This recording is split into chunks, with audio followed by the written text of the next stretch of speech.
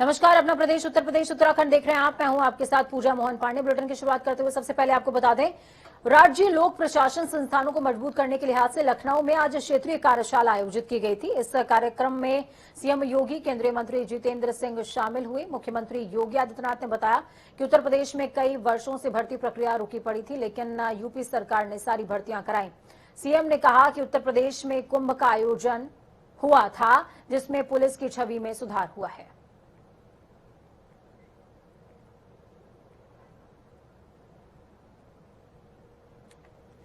मैंने जब उत्तर प्रदेश पुलिस भर्ती बोर्ड से इस वक्त के बारे में पूछा कि आखिर ये स्टे का कारण क्या है, उन्होंने कहा कोर्ट ने ये आपत्ति लगाई है। तो मैंने कहा इसका निस्तारण क्यों नहीं हुआ।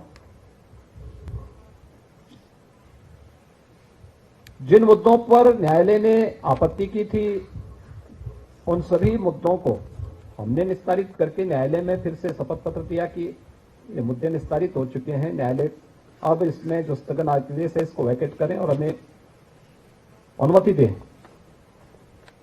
न्यायालय ने देखा, परमिशन दी और हम लोगों ने पूरी पारदर्शी तरीके से उस ट्रेन की प्रक्रिया को आगे बढ़ाया। हमारे पास ट्रेनिंग सेंटर नहीं थे, हमने अपनी ट्रेनिंग क्षमता को बढ़ाया। मिलिट्री, पैरामिलिट्री और अन्य राज्यों के प्रशिक्षण केंद्रों को भी इसके साथ जोड़ा और हम लोग 4 वर्ष के अंदर पुलिस भर्ती की इस पूरी प्रक्रिया को, जो लगभग 12-15 वर्षों से लंबित पड़ा हुआ था, इस पूरी प्रक्रिया को हम लोगों ने संपन्न किया। पूर्व केंद्रीय मंत्री सलमान खुर्शीद की किताब सनराइज ओवर अयोध्या को लेकर विवाद बढ़ता ही जा रहा है। इसमें उन्होंने हिंदुत्व की तुलना आतंकी संगठन बोको हराम और आईएसआई से कर डाली है। खुर्शीद ने किताब में लिखा कि हिंदुत्व साधु संतों के सनातन और प्राचीन हिंदू धर्म को अलग कर रहा है, जो हर तरह से आतंकी संगठन आईएसआई और बोको हराम जैसे इस्लामिक संगठनों के तर्ज पर है।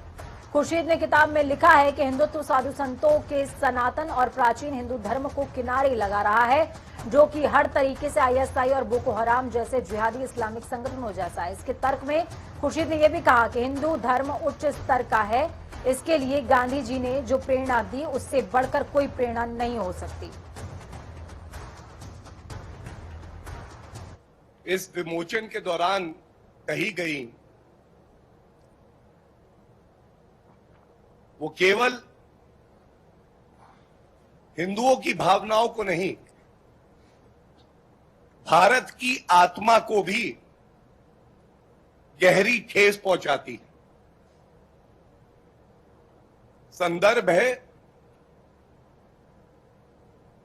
उसी किताब में मैं लेके आया हूं। इसका सार यह है कि हिंदू धर्म के जो अनुयायी हैं, हिंदुत्व है, इसकी तुलना जो आतंकवादी और आतंकवादी संगठन है आईसिस और बोको हरम, इससे कर दी जाती है।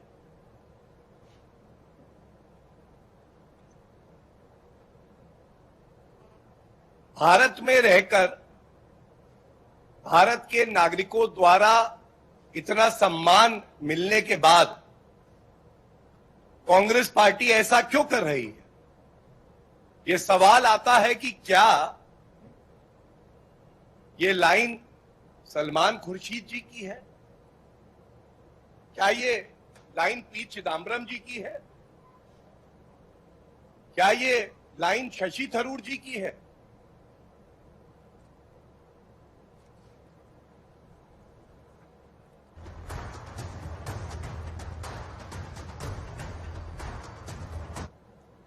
शाहजहांपुर के आशा कर्मचारियों ने कांग्रेस महासचिव प्रियंका गांधी से मुलाकात करी। इस मुलाकात के दौरान उन्होंने अपनी मांगे प्रियंका के सामने रखी हैं, साथ ही अपने साथ हुए दुर्व्यवहार को भी बताया।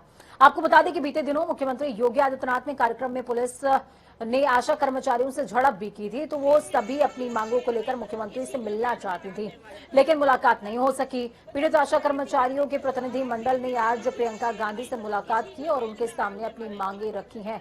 प्रियंका ने पहले ही ऐलान किया है कि यूपी में सरकार बनने पर आंगनबाड़ी और आशा कर्मचारियों का मानदेय 10,000 रुपए महीना किया जाएगा। हमें आश्वासन दिया है कि अब जो आपका शोषण हो रहा है वो नहीं होगा, हम आपके साथ हैं। और हम लोग भी इसीलिए आए थे उम्मीद से ही, यहाँ पर बहुत उम्मीदें लगाकर आए थे। उन्होंने जिस चीज़ का उम्मीद लगाई थी वो उन्होंने पूरा किया है। और मानदेय के लिए भी उन्होंने कहा है कि आपका मानदेय भी होगा, जो इंसेंटिव मिला है वो भी मिलेगा।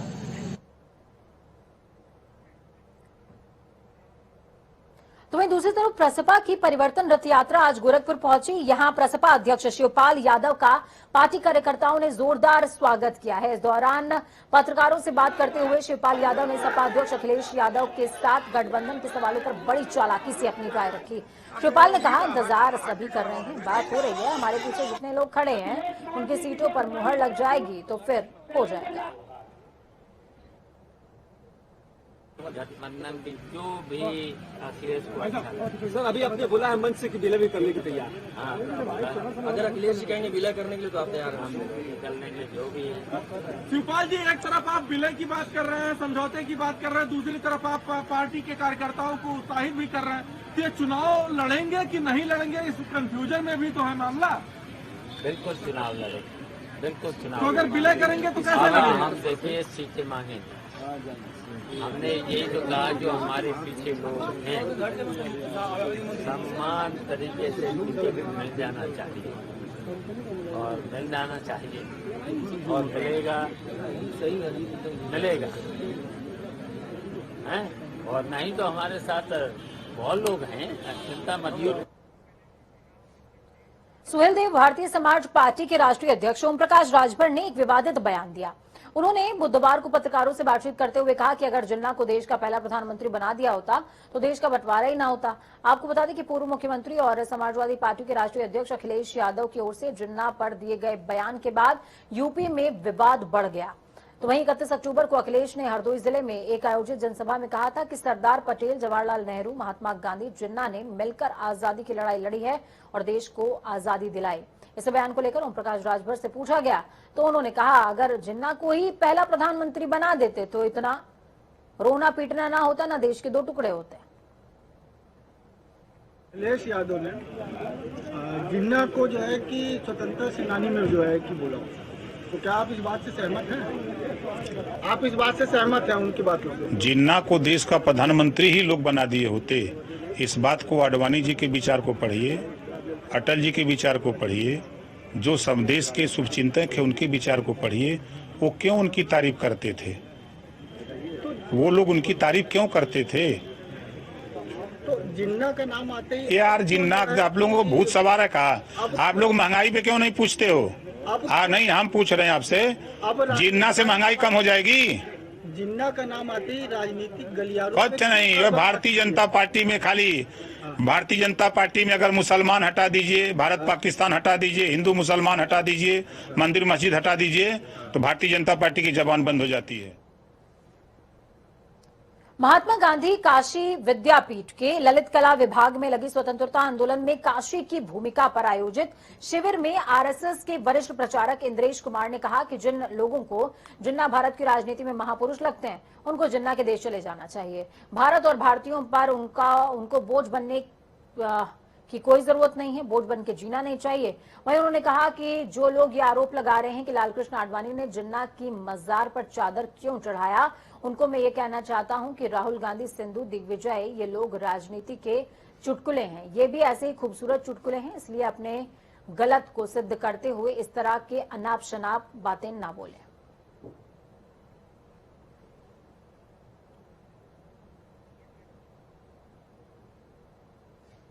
जिनको जिन्ना भारत की राजनीति के महापुरुष लगते हैं उनको जिन्ना के देश चले जाना चाहिए।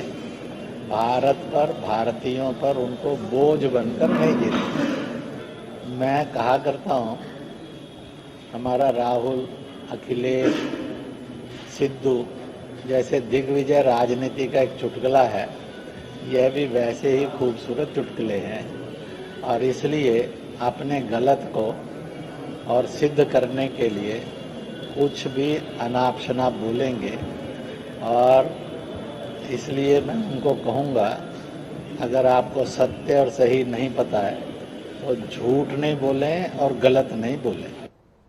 जिनको तो वहीं राजधानी लखनऊ के अनुसचिव ने महिला संविदा कर्मी के साथ अश्लीलता की और विरोध पर नौकरी से निकलवा देने की धमकी देते हुए यौन उत्पीड़न भी किया है।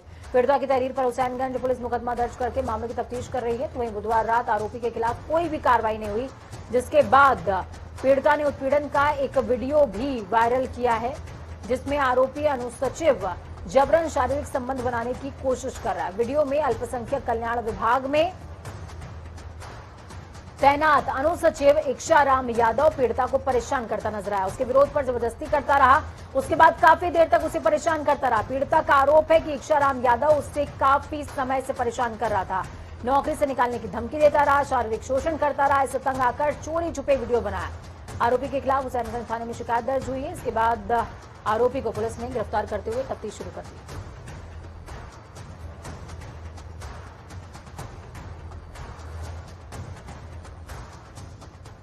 29 अक्टूबर को हमारे पास ये पुलिस को एक कंप्लेंट प्राप्त हुई थी। एक महिला है जो सचिवालय में कंप्यूटर ऑपरेटर के पद पे संविदा कर्मी है, उनके द्वारा एक आरोप लगाया गया था कि एक वहाँ अनुसचिव हैं इक्षाराम यादव, उनके द्वारा उनका यौन उत्पीड़न और अन्य तरह से उनको हैरेस किया जा रहा है। उसी क्रम में तत्काल कंप्लेंट का संज्ञान लेते हुए मुकदमा पंजीकृत हुआ था, जिसमें 354, 294, 506 आईपीसी धारा में मुकदमा पंजीकृत हुआ।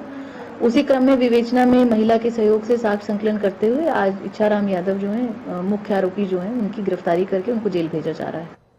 सचिवालय में महिला कर्मी के साथ अश्लील हरकत करने वाले वीडियो वायरल होने के बाद कांग्रेस महासचिव प्रियंका गांधी ने योगी सरकार पर हमला बोला। प्रियंका गांधी ने ट्वीट करते हुए कहा, सचिवालय हो, सड़क हो और कोई भी स्थान हो, उत्तर प्रदेश में महिला असुरक्षित हो गई है।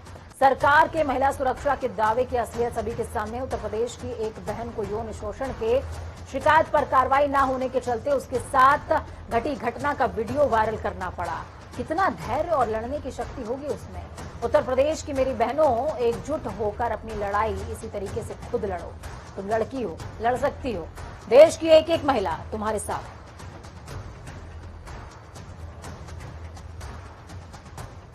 वाराणसी से करीबन 100 साल पहले चोरी की गई मां अन्नपूर्णा की मूर्ति फिर से वापस आई है भारत। कनाडा से बरामद इस बेशकीमती मूर्ति को कनाडा सरकार ने भारत को सौंप दिया है। अब यह मूर्ति 15 नवंबर को वाराणसी के श्री काशी विश्वनाथ मंदिर में स्थापित की जाएगी। उत्तर प्रदेश के कैबिनेट मंत्री सुरेश राणा और नीलकंठ तिवारी ने मां अन्नपूर्णा की मूर्ति को नई दिल्ली में प्राप्त किया। केंद्रीय मंत्री मीनाक्षी लेखी ने AII से मूर्ति को उत्तर प्रदेश के मंत्रियों को सौंपा है। करीबन 100 साल पहले वाराणसी से चोरी हुई मां अन्नपूर्णा की मूर्ति हाल ही में कनाडा से बरामद हुई है। केंद्रीय मंत्री स्मृति ईरानी ने कहा कि जो मूर्तियां भारत से चोरी की गई थी या ले ली गई थी वो सब अब लौट रही हैं। अब तक 200 ऐसी मूर्तियां वापस आई हैं। मां का मूर्ति स्वरूप काशी लौटने की तैयारी में है। यह हमारे लिए गौरव का विषय है।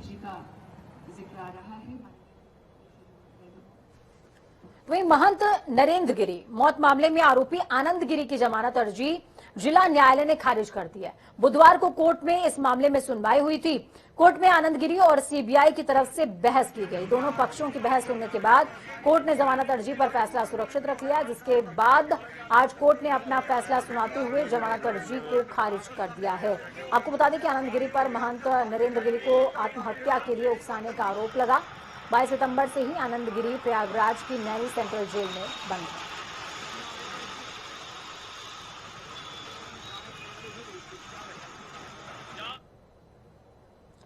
मुख्यमंत्री पुष्कर सिंह धामी का आज हरिद्वार जिले में दौरा है, जिसमें वो रुड़की के मानुबास ग्राम पहुंचे, जहां उन्होंने किसान मेले में लगे अनेकों स्टॉल का निरीक्षण किया और एक जनसभा को भी संबोधित किया।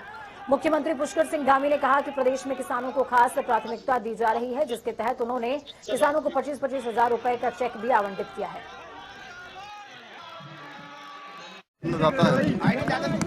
और किसान का देश की प्रगति में हर प्रकार से बहुत बड़ा योगदान है। इसलिए इस प्रकार के हम लोग, क्योंकि हमारा राज्य का उत्तराखंड का स्थापना महोत्सव मनाया जा रहा है, उस महोत्सव के क्रम में कि हम लोग सभी जगह पर इस प्रकार के कार्यक्रम कर रहे हैं, जन संवाद कर रहे हैं, जन सुनवाई कर रहे हैं। सुनवाई के साथ साथ समस्याओं का समाधान, निराकरण, जो हमारा एक संतुष्टि का जो हमने मंत्र दिया है, उसी के आधार पर आज भी यहाँ पर भी करा है। यहाँ पर विभिन्न योजनाओं का शिलान्यास भी किया है, लोकार्पण भी किया है और किसान भाइयों से संवाद भी। उत्तराखंड में भाजपा सरकार को उखाड़ फेंकने का संकल्प लेकर आज कांग्रेस ने हल्द्वानी में विजय संकल्प जनसभा आयोजित की। कांग्रेस ने 2022 विधानसभा चुनावों का बिगुल भी फूंक दिया है। पूर्व मुख्यमंत्री हरीश रावत, कांग्रेस प्रदेश अध्यक्ष गणेश गोंदिया समेत नेता प्रतिपक्ष प्रीतम सिंह, प्रदेश प्रभारी और तमाम दिग्गज नेता शामिल हुए हैं। अपने 5 साल में 3200 नौजवानों के नाम बता दें। हमने 32,000 को 3 साल में सरकारी मुलाजिम बनाया, के नाम बता दें जिनको उन्होंने सरकारी मुलाजिम बनाया हो। हरीश रावत राजनीति छोड़। कांग्रेस एकजुट है और आज जिस तरह का माहौल है, जिस तरह से हमारे वरिष्ठ नेताओं ने यहाँ पर आकर ये विश्वास व्यक्त किया है कि हम सब मिलकर कांग्रेस को जो कमजोर कर रही थी शक्तियाँ, उसको उन शक्तियों को, विध्वंसकारी शक्तियों को, विनाशकारी विघटनकारी तत्वों को समूल रूप से नष्ट करने के लिए कांग्रेस एकजुट आज दिखाई दे रही है। मैं इसके लिए सभी का धन्यवाद देना चाहता हूँ। मैं बहुत विनम्रता से उनके इस सहयोग के लिए आभारी हूं उनका कि उन्होंने आज इस कार्यक्रम को सफल बनाने के लिए सभी हमारे भाइयों ने, बहनों ने बड़ी संख्या में यहाँ पर पहुंचकर एक हजूम जो उमड़ पड़ा, ये दर्शाता है कि 2022 में कांग्रेस की ओर लोग उम्मीद से देख रहे हैं। और मैं विश्वास दिलाता हूँ, उत्तराखंड की जनता को विश्वास दिलाता हूँ कि हम उत्तराखंड में कांग्रेस की सरकार की स्थापना उनके हितों के लिए करेंगे। 22 निश्चित एक बदलाव का समय है। कांग्रेस मजबूती के साथ, हम सभी जो हमारे कांग्रेस के वरिष्ठ नेता हैं, उनके साथ में एक एक कार्यकर्ता को साथ में लेकर जो लोगों की भावनाएं हैं, उनके अनुरूप, उनके साथ, उनके सहयोग से एक मजबूत सरकार 2022 में हम बनाने जा रहे हैं। कांग्रेस की वापसी होने जा रही है। सत्ता में बैठे हुए लोगों ने 2017 के विधानसभा चुनाव में उत्तराखंड के लोगों से बड़े बड़े वादे किए थे। उन वादों में से एक भी वादा पूरा नहीं हुआ है। आज किसान सड़क पर, नौजवान सड़क पर, महंगाई अपने चरम पर और भ्रष्टाचार मुक्त सरकार का वादा किया था। लोकायुक्त का कहीं अता पता नहीं। अर्थव्यवस्था पूरी तरीके से ध्वस्त, विकास के कार्य अवरुद्ध है। कोरोना की महामारी से लड़ने में सरकार पूरी तरीके से अक्षम साबित हुई है। विश्व के मुख्य न्यायाधीशों का 22वें अंतर्राष्ट्रीय सम्मेलन को लेकर आज गोमती नगर स्थित सीएमएस कैंपस में संस्थापक जगदीश गांधी और डायरेक्टर गीता गांधी ने प्रेस कॉन्फ्रेंस की। इस सम्मेलन का आयोजन सिटी मॉन्टेसरी स्कूल कर रहा है, जिसमें 50 देशों के मुख्य न्यायाधीश और कानूनविद शिरकत करेंगे। ये आयोजन 19 नवंबर से 22 नवंबर तक किया जाएगा।